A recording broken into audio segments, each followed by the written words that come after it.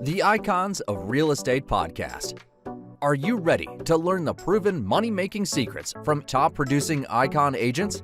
Ready to skyrocket your business? This podcast is for you. Tune in every week and find out how to implement proven strategies to 10 times your business. From $3 million to $30 million in just 12 months. Brought to you by the Masters in Real Estate Marketing, Ardor SEO.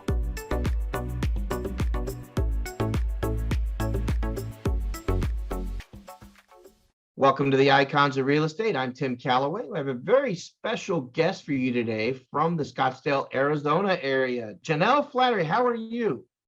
I am excellent. How about you? I'm doing well. Nice Good. and sunny day out there in the Scottsdale area. It is. It is absolutely gorgeous. We were freezing last week, mid 50s, but we're supposed to be up to high 60s by Christmas. So that's Nice. a little more our speed. Yeah, for sure. For sure. As most of my listeners know, I moved from Arizona, and I'd always tell people, they always just crack up when I'd say, no, it would snow, once a year. Not only that, we've got multiple ski resorts, ski areas in Arizona, and it always shocked people. They're like, really?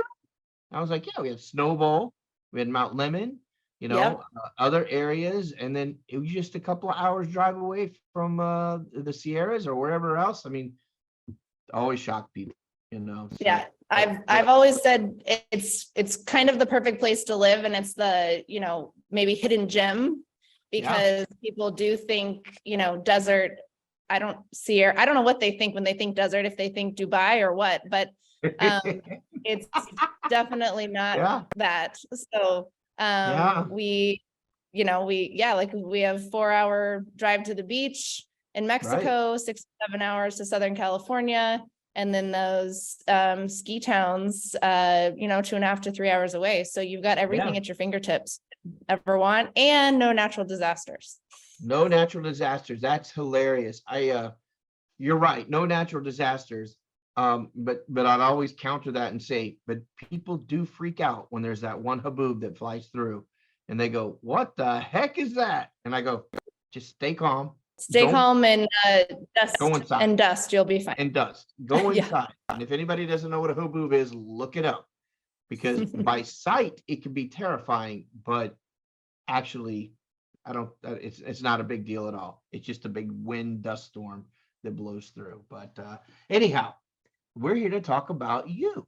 So Janelle, I always ask the same first question. I have to. And I gotta know, were you a young lady at 6 years old tugging at your mom's pant leg saying, "Hey mom, I want to be a realtor. How do I do it?" Or did you fall into it? How did you become a realtor? My parents were both physicians, and they always chose real estate as their investment platform. So we grew up, kind of with that mindset. It was always property, over the stock market. And obviously as a little kid, that didn't mean much, but, we always had a house in Flagstaff and kind of properties, different places around the state. So I think as I grew up, I kind of started to put 2 and 3 together. But I would say I nannied for a family in college. So that would have been like 05, 06. So the boom was happening. I was, 20, 21, and the father in the family was a big time real estate agent. And I found myself not only nannying, but he needed people in the office, cranking out.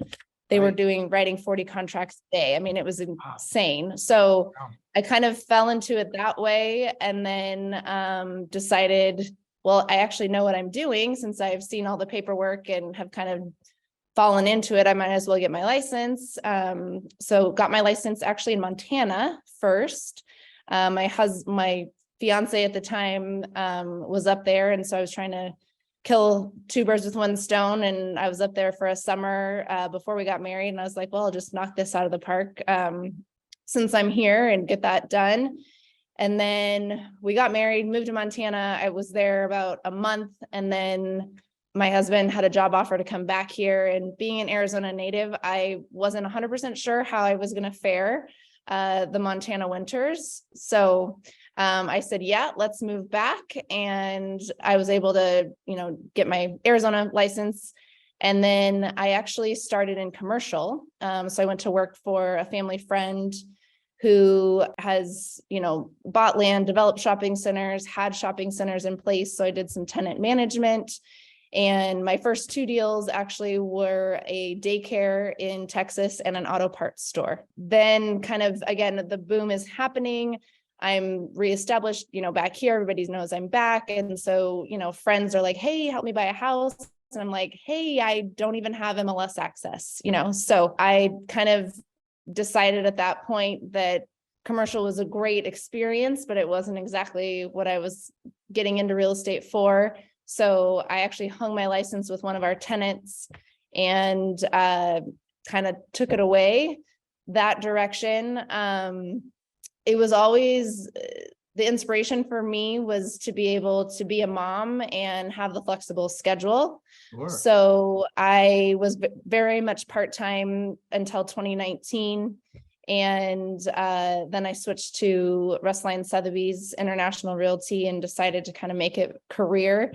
And it's been insane since then. So that's great. Insane good, insane good, not insane bad. Insane Yeah, good. insane Yes. good. That's awesome. Yeah, that's awesome. so that's are the you- long version. Yeah, that's the good version. That's what we want to hear. So are you solo or have a team? Obviously, go ahead.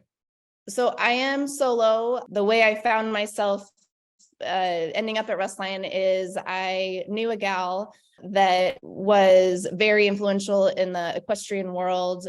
Basically when you thought horse properties, you thought of this gal. So I took her to lunch in July of 2019 and I said, hey, I want to be you, but in my horse arena. My husband trains quarter horses, reining horses. It's been a part of my life, forever. So I was really wanting to kind of focus on that niche. She was more involved in the Arabian world. So the beautiful thing is in the horse world, we have all these different sectors. So I wasn't going to step on her toes being her in my world.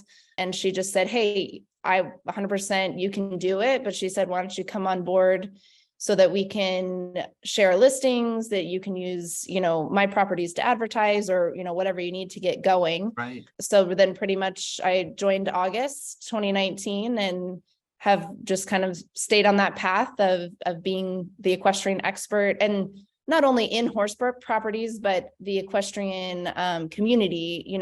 Sometimes they have horses in training, here, but they live in California. So they need a second home, or they need a couple of people, I said, hey, did you realize that what you're paying in hotels when you come show here 3 times a year, you could own a condo? And so it's not necessarily all equestrian properties, but it's just that niche of people that I'm around most of the time. They are my focus. Gotcha. Yeah, what's funny is I was looking at your website and there's the photo of you with some horses. So I knew, you had that background or that fondness. And something that my listeners probably don't know, I always rave about Arizona. And I know you and I talked about that a little bit, what a great place Arizona is. But what a lot of people don't know, even though there's this common mentality that, it's the Wild West, right? It's the West. But Arizona is a huge, as far as horses go, for breeding and training of quarter horses. I had no idea when I moved to Arizona that I moved from Texas. That's why, right? Okay. So everybody thinks Texas is where and I was like, no, I lived in the suburbs in Texas and I didn't notice anything.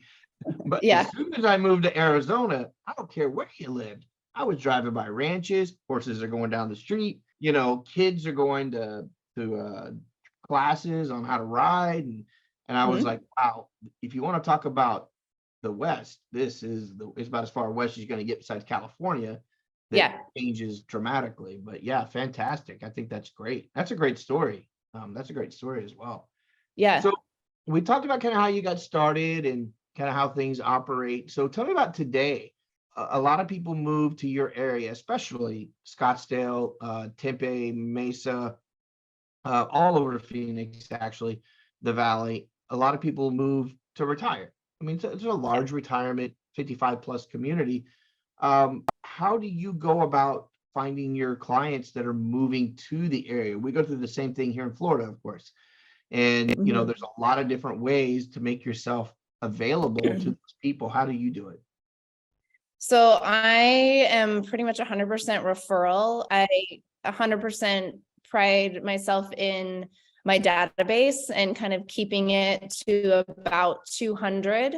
And the reason for that is just that I'm constantly grooming it. I'm constantly wanting those, 200, 225 people to, not forget me. So it's very much top of mind. It's very much personal touches. It's very much communication. It's a phone call once a quarter. It's a, postcard every month. But not real estate related per se. I want to, it needs to be, the whole point of this is the service business, and so yes, you're servicing them when you sell them a home, but the buck doesn't stop there, so making sure that, for those buyers that just moved in, they get a call the day after. Hey, did you find your coffee maker? Are you good? Right. A week later, a month later, for me, the communication and just the staying in touch, but on a personal level, not just a business level, I think has really been the secret ingredient for me. Fantastic. Are there anything, is there anything like, let's just use this example. If I could fix any one thing that in your business that you may struggle with on a day-to-day basis, what might that be, if at all? Or is it Shangri-La? Are you living in Shangri-La? I mean, yes, the gratitude's every morning. So, that's a good way to start. But I think for me, I'm firstborn type A, maybe a little bit of a control freak. So I would like to let go of a couple of things that I don't need to be doing, with an assistant. I have a gal that's fantastic, but I probably need her on a little more consistent basis because I take my kids to school, I pick them up, I take them to all their activities, which is that's number one, I'm a mom. So, but I think we call it like a pie graph of like, okay, what is something only you can be doing? What is something somebody else can be doing? What is something that, you can be helping someone do, but you don't have to do the whole thing. So just being better about that and probably planning ahead, to-do lists and all that. So I'm a lot better if I have a Sunday afternoon where I actually write down my plans and what I'm doing the next week. But sometimes that doesn't happen. Doesn't always happen, but it's always that plan your attack your plan. It's just, it's always judicious. It's a judicious thing to do on a regular basis. It's like, all right, what am I going to do every day this week?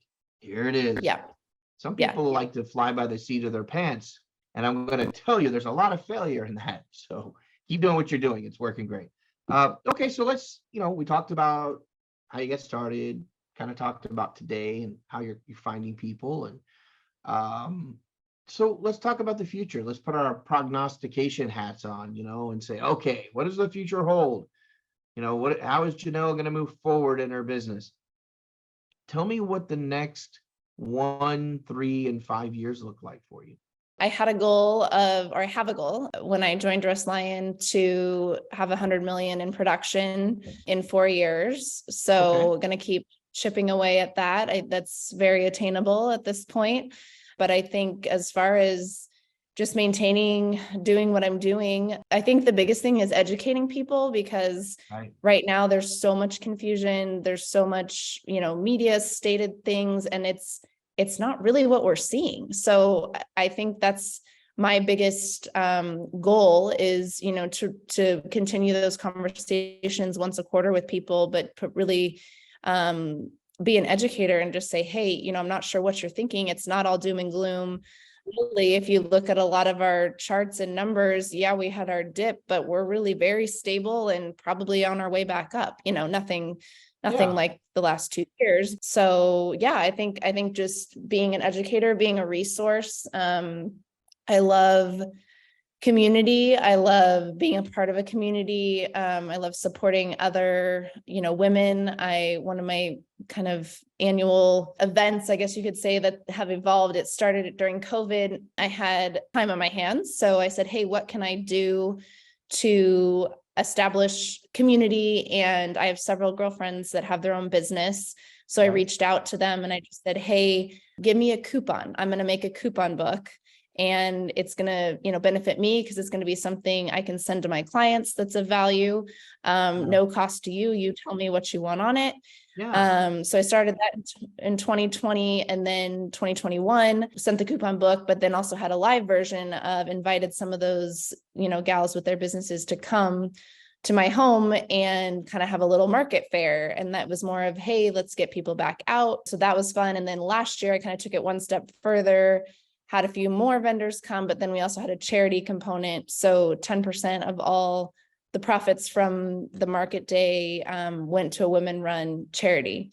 So I'm excited to just keep building on that. So that'll happen again. I call it the spring fling, but that's just been a huge way for me to support other women in their businesses. And then, the charity component is just one more layer, I think, of being involved in the community.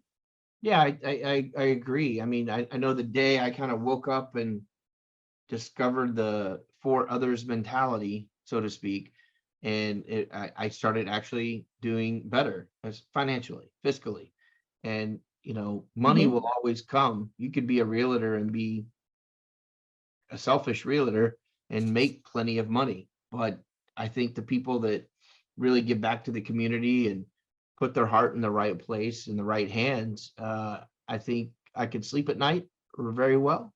And then when I wake up the next morning, I find out I have more money than I did the day before. So it all worked out, right? Yeah, It's for all sure. all part of the plan. Just spend a minute or two as we're kind of winding down here. A couple more questions.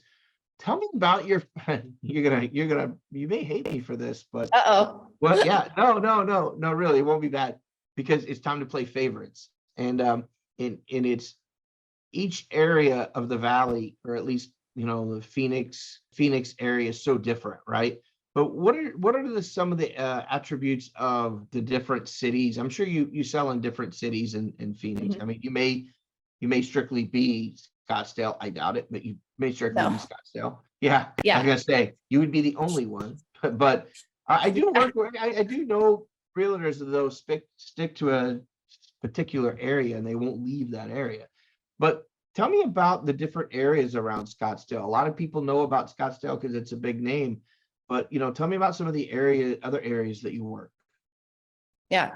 Well, the crazy thing about Scottsdale is it's so long and skinny, right? So Old Town, is maybe 10 minutes from the airport, but it goes all the way north. We live in Rio Verde Foothills, which is, we still have a Scottsdale address, and we are 45 minutes from Old Town, so I think Scottsdale spans very much north and south. I grew up in the Paradise Valley area, so I'm very familiar with that area. And being a referral based, that with my clients is I go where they need to go because I'm servicing, them and their needs. So I will never say I don't go there.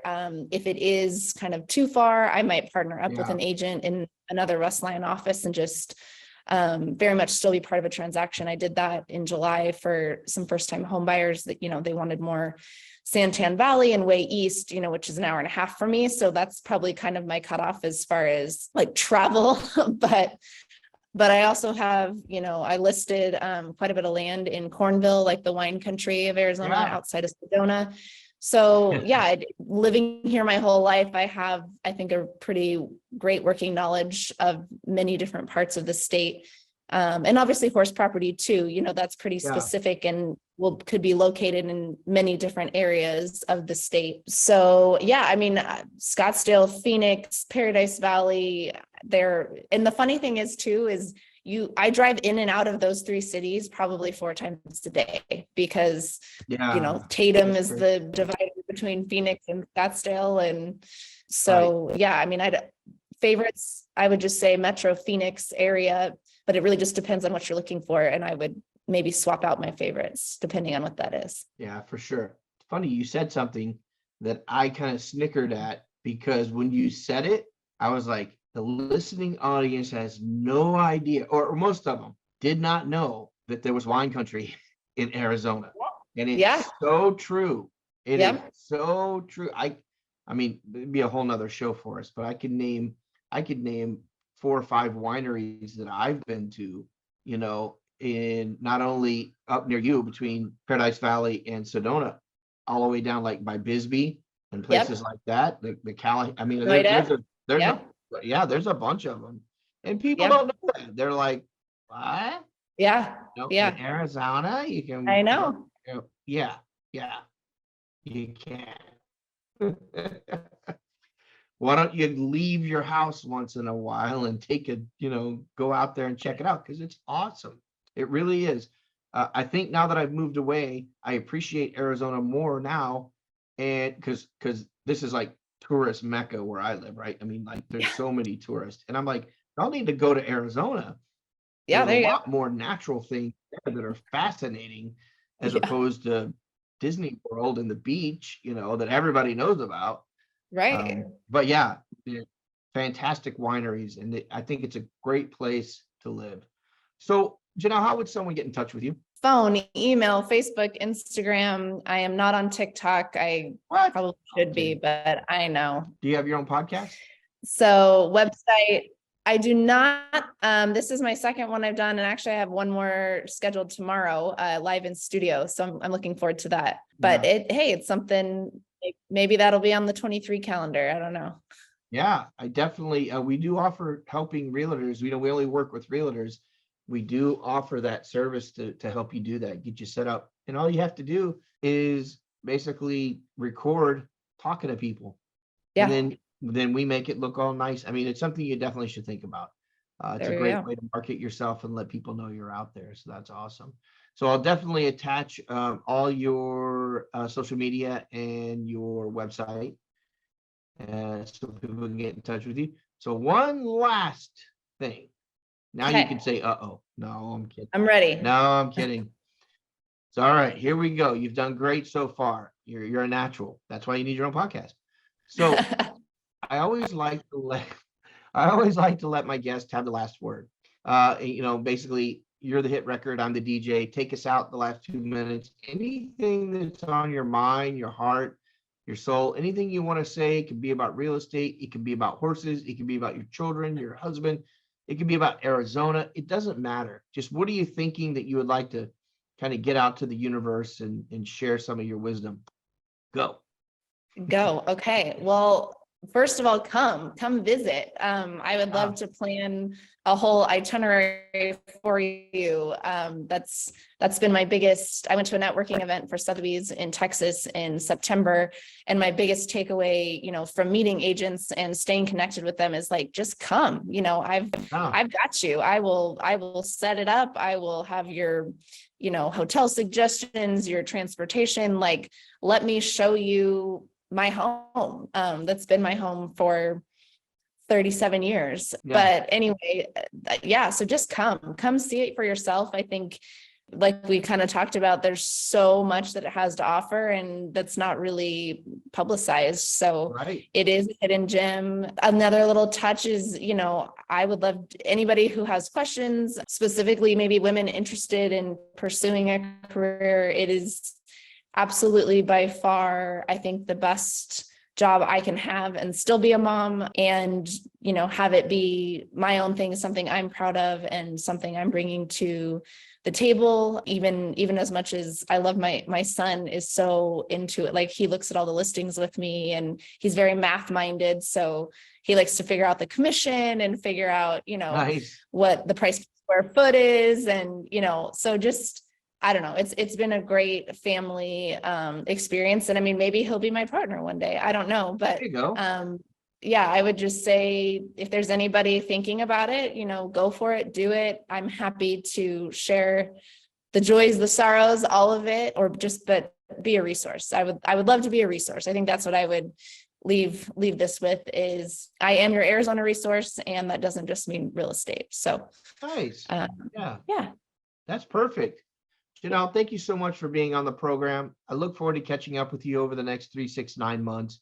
See how things are continuing to go. Maybe I'll look you up next time I'm out that way. And Please. as Yes. you said, come out to Arizona and check it out, because I think No, I know from my own personal experience, just the aesthetics, I could talk about it forever. I probably won't end this call, until I get it out of my system. You the aesthetics alone, now that I live in a place where the nicest part of the aesthetics are on the coast side as opposed to the interior, Yeah, whereas Arizona is an interior state. But until you're just driving around, taking it all in, and then getting into, especially Scottsdale, where you do start at Old Town, which is a great place to go eat for everybody, any of the yeah, restaurants in Old Town.